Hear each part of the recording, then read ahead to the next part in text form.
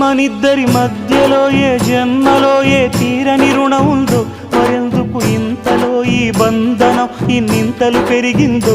అమాయకమైన నీ చిన్నారి నవ్వును ఏ తల్లి కందో, ఇటే నీ దారి ఉందని నిన్ను ఏ సుడిగాలి పంపిందో.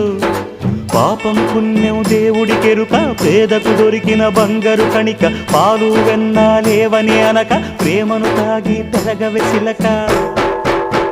వలేసే పాడు లోకం కంటపడక ఉండు నాయనక, ఇలా నా గుండెలోనే గువ్వల కొలు ఉండిపోయింక.